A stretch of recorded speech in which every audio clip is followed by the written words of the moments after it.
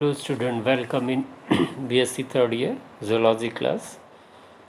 आज आपका जो पेपर का टॉपिक होगा पेपर थर्ड का होगा एनर्जी फ्लो इन इकोसिस्टम। इससे पहले आप पढ़ चुके थे, इकोसिस्टम की डिफिनीशन है, टाइप ऑफ इकोसिस्टम्स है, और आपके पास पॉन्ड इकोसिस्टम था, फूड चेन थी, फूड वेब था, ट्रॉपिक लेवल था। उसी का ये आगे के कंटिन्यू वीडियो लेक्चर है आपके पास एनर्जी फ्लो। एनर्जी फ्लो को हम हिंदी में कह सकते हैं कि ऊष्मा का, या कह सकते हैं कि ऊष्मा का प्रवाह। All ecosystem are powered by the energy derive from the सन।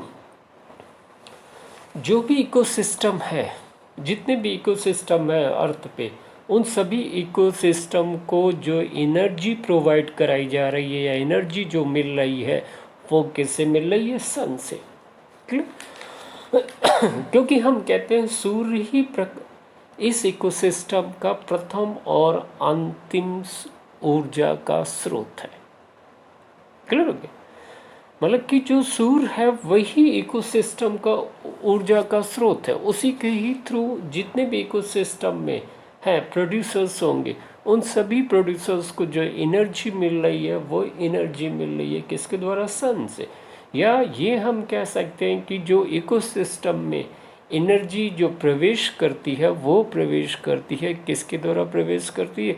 सन के, क्या कहते हैं, पौधों के द्वारा या प्रोड्यूसर्स के द्वारा। जो प्रोड्यूसर्स होते हैं ये क्या करते हैं? प्रकाश संश्लेषण की प्रक्रिया में कार्बन डाइऑक्साइड, वाटर, क्लोरोफिल की प्रेजेंस में ये क्या करते हैं कि जो इनऑर्गेनिक मटेरियल है और जो रेडिएंट एनर्जी है या सोलर एनर्जी, उस सोलर एनर्जी को कन्वर्ट कर देते हैं केमिकल एनर्जी में। क्लियर? और यही केमिकल एनर्जी प्रोड्यूसर से पास होकर पहुंच जाती है किसके पास? कंज्यूमर के पास, उपभोक्ता के पास। The passage of energy from one tropic level to the another level is called the flow of energy and is unidirectional. जो एनर्जी है इस इकोसिस्टम में वो एक पोषक स्तर से दूसरे पोषक स्तर पे जा रही है, तो उसी को ही हम कहते हैं फ्लो ऑफ एनर्जी।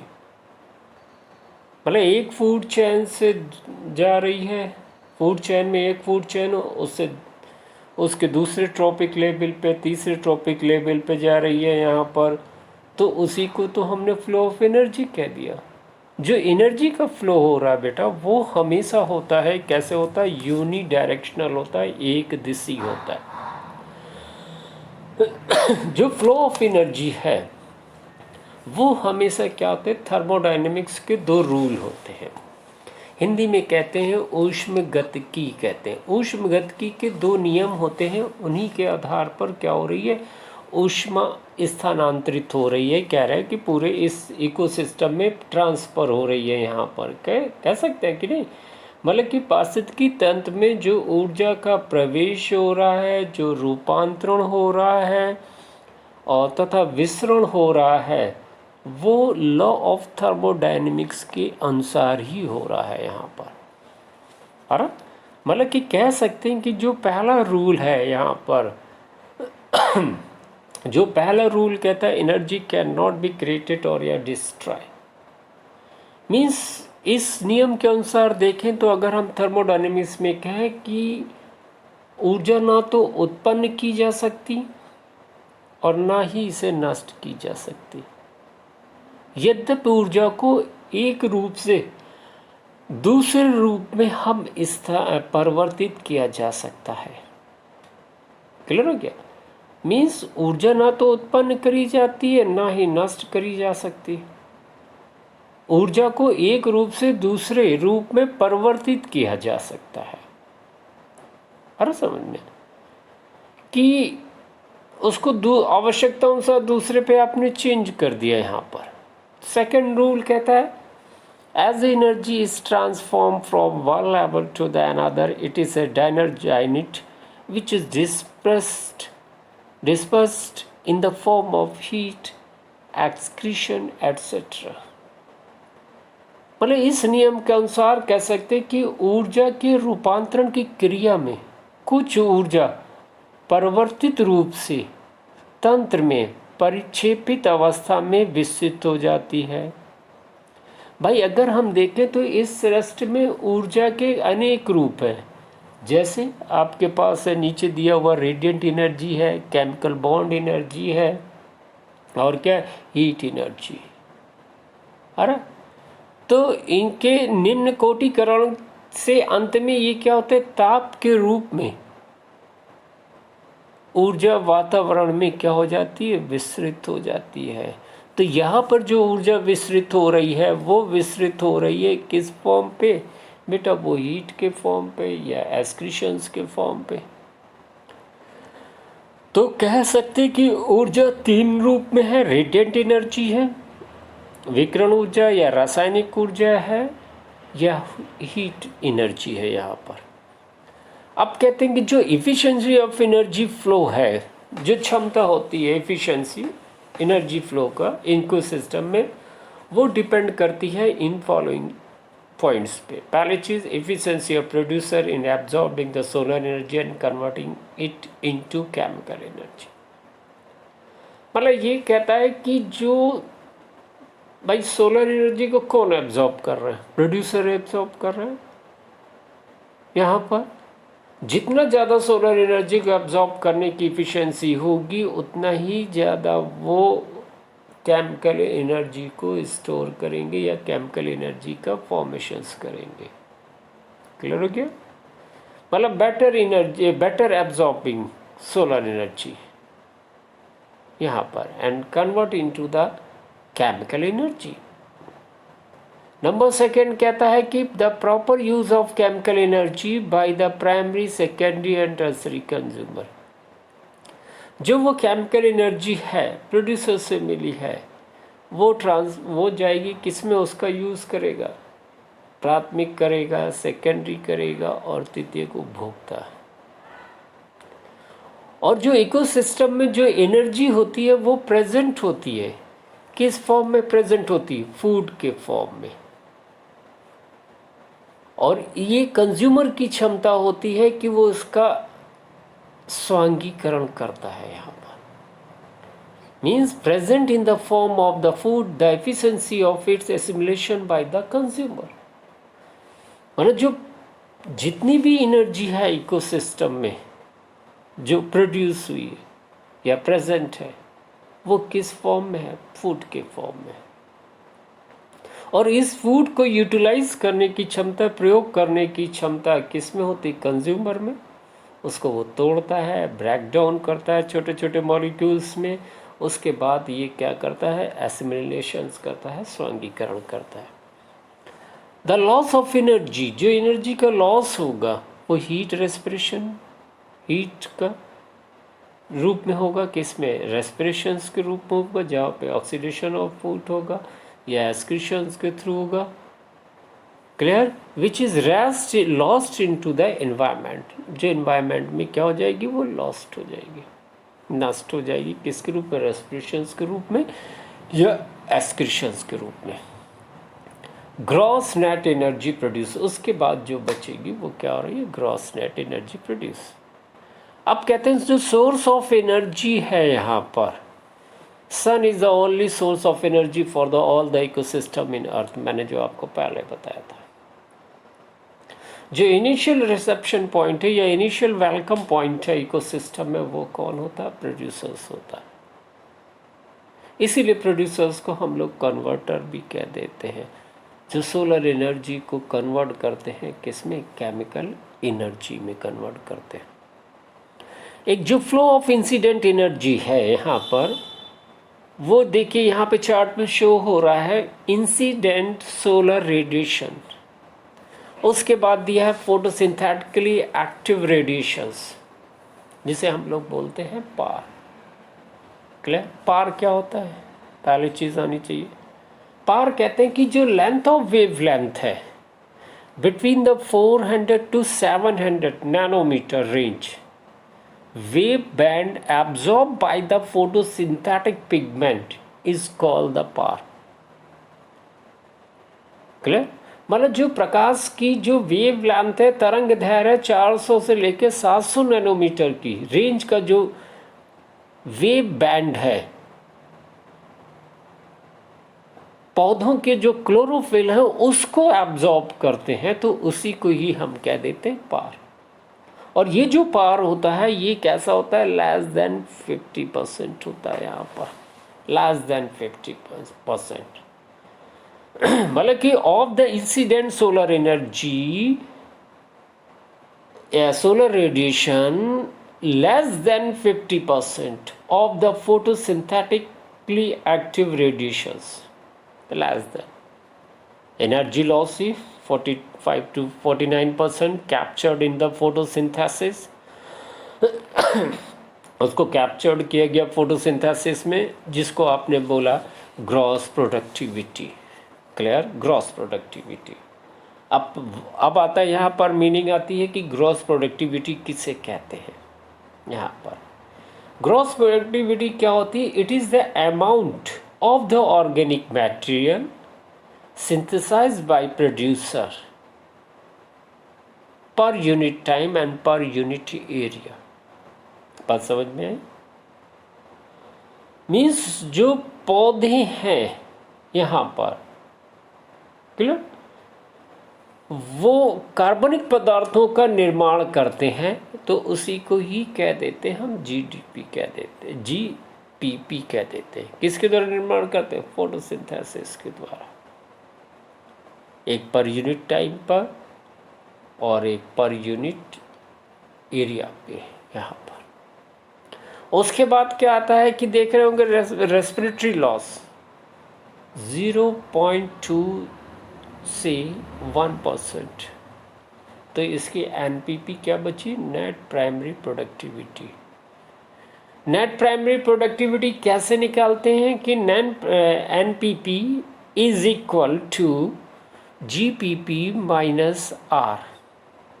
ओके, मतलब कि जो एनपीपी है वो इक्वल है, किसके इक्वल है? GPP minus are.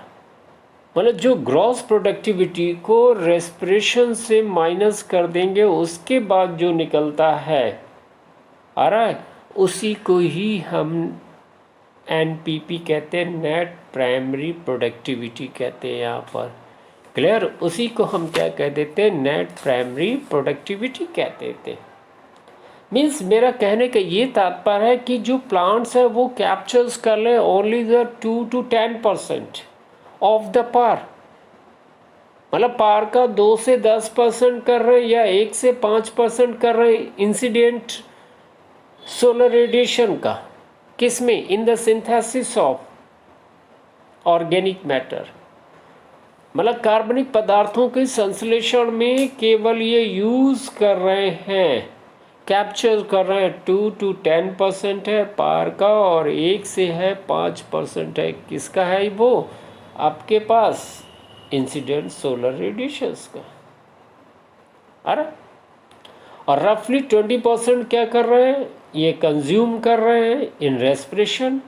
तो जो नेट प्राइमरी प्रोडक्टिविटी होगी वो होगी 0.8 से 4% होगी। किसकी होगी? इंसिडेंटल रेडिएशन की होगी, या फिर 1.6 से होगी 8% होगी। किसकी? पार की होगी यहाँ पर। क्लियर हो गया? आगे से बाकी जो एनर्जी होती है वो क्या करता है? Absorb by the gases, waters, vapours, reflected clouds, scattered by dust particle. क्योंकि पूरी सोलर रेडिएशन नहीं आ पाती है, कुछ ऊपरी वाटर वेपर्स ने रेडिएशन कर लिया, कुछ क्लाउड के द्वारा एब्जॉर्ब कर लिया, कुछ ओजोन के द्वारा एब्जॉर्ब कर लिया जाता है। तो इस तरह से कह सकते हैं मोर देन 50% एब्जॉर्ब हो जाती है, स्कैटर्ड हो जाती है यहाँ पर। अब यहाँ पर आप ये फिगर देख रहे हैं, flow of energy in different level of the ecosystems. इसका मतलब ये कह रहा है यहाँ पर कि energy does not remain trap permanently in organism, any organism.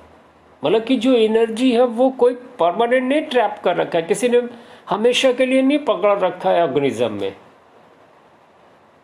और ये हमेशा पास होती रहती है कहाँ पे, अपने हायर ट्रॉपिक लेवल पे। देखिए ना, प्रोड्यूसर से आया किस में आया, प्राइमरी कंज्यूमर में आया, और प्राइमरी कंज्यूमर से प्राइमरी कॉर्निवोरस आया, प्राइमरी कॉर्निवोरस से किस में आया, सेकेंडरी कॉर्निवोरस में आया। इन तीनों की डेथ हुई तो उसको डिकम्पोजर ने तोड़ दिया, तोड़ के रॉ मटेरियल बताया, वो फिर प्रोड्यूसर ने उसको कैप्चर कर लिया। ओके, मीन्स कहने कि it is either passed on the higher trophic level और या become available to the decomposer after the organism dies, organism के मरने के बाद। हर्बीवोरस किसके ऊपर फीड कर रहे हैं, प्रोड्यूसर के ऊपर। तो पार्ट ऑफ एनर्जी जो होगी इनमें थोड़ी बहुत तो एनर्जी होगी वो वेस्ट होगी किसके, डाइजेशन से, और डाइजेशन पे और एसिमिलेशन में। और जो एसिमिलेटेड फूड होगा वो भी ब्रोकन डाउन होगा। किस में ब्रोकन डाउन होगा, ड्यूरिंग द रेस्पिरेशन। जो एनर्जी रिलीज होगी, जो ऊर्जा उत्पन्न होगी, उस ऊर्जा को ये प्रयोग करेंगे शरीर की समस्त क्रियाओं को चलाने के लिए। अरे सब तो कह सकते हैं कि a very small proportion become part of the body of the herbivorous. एक बहुत ही छोटा से अमाउंट ही तो शेष बचेगा जो उस हर्बीवोरस एनिमल के लिए, जो उसके बायोमास को बढ़ाने के लिए यहाँ पर। और अब देख रहे हैं इस फिगर में जो एनर्जी का जो डायरेक्शंस है, जो ऊर्जा का डायरेक्शंस है, वो डायरेक्शन हमेशा क्या हो रहा है, यूनी डायरेक्शनल होता है। मतलब कि वो पास हो रही है, ऑटोट्रॉप से पास हो रही है किस में, कंज्यूमर में, does not come back to the autotroph. वहाँ से वो वापस नहीं आ रही, वो वहाँ से ऑटोट्रॉप से जा रही है कंज्यूमर में, और कंज्यूमर की और ऑटोट्रॉप की डेथ होने के बाद डिकम्पोजर आता है, तब फिर वो एनर्जी ऑब्टेन्ड होती है यहाँ पर। क्लियर। तो एनर्जी का जो फ्लो है बेटा, वो फ्लो कैसा है यहाँ पर, यूनिडायरेक्शनल है, एक दिशी है यहाँ पर कहते हैं। अब यहीं पर एक इस एनर्जी फ्लो के एक लोगों ने और थोड़ा सा नियम दिया था, that one is known as the Lindeman. Lindeman के अनुसार था ये law of introduce by the 10% law बोलते हैं इसको, that one is given by the Raymond Lindeman. इस रूल के अनुसार था क्या, during the transfer of energy from organic matter from one trophic level to the next, only 10% of energy from organic matter is stored as a flash. मतलब कि जो animals है उसके बायोमास में कुल कितनी, तो 10% ही एनर्जी स्टोर हो रही है, केवल बायोमास के रूप में 10% एनर्जी। बाकी जो 90% एनर्जी है वो क्या हो गई, डिस्ट्रॉय हो गई या रिलीज हो गई है मेटाबॉलिज्म के ड्यूरेशन, रेस्पिरेशन के द्वारा डिस्ट्रॉय हुई, एक्सक्रीशन के द्वारा थ्रू डिस्ट्रॉय हुई। यहाँ पर केवल एनिमल्स को क्या मिल रहा है, वहाँ पर 10% ही एनर्जी को वो ऑब्टेन कर रहा है, यहाँ पर केवल 10% एनर्जी ऑब्टेन कर रहा है बेटा। अरे कहता है remaining is loss during the transfer, जो बाकी बची है वो क्या हो गई है, लॉस्ट हो गई है या ट्रांसफर हो गई है, यहाँ पर आप कह सकते हैं। बात समझ में नहीं, ब्रोकन डाउन इन रेस्पिरेशन या lost to the incomplete digestion by the higher trophic level conditions कह सकते।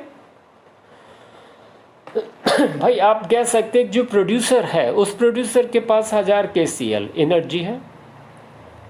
ओके, अब जब ये हर्बीवोरस में पहुंचेगी तो केवल 10% तो इसकी पहुंचेगी, तो वहां पे बेटा क्या हुआ, 100 kcal हुआ। फिर इस हर्बीवोरस के ऊपर फीडिंग किसने करी, कॉर्निवोरस ने, तो उसके पास इसका 10% पहुंचा, तो कितना पहुंचा, 10 kcal एनर्जी पहुंची। और इसके ऊपर फिर फीडिंग करेगा, कौन फीडिंग करेगा, कॉर्निवोरस फीडिंग करेगा, तो उसके पास कितनी एनर्जी पहुंची, इसका 10% पहुंचा था, कितना 1 kcal एनर्जी पहुंची यहाँ पर। आ रहा समझ में। तो ये होता है 10% रूल होता है, जिसे आप कहते हैं द 10% लॉ कंडीशंस कहते हैं। ओके।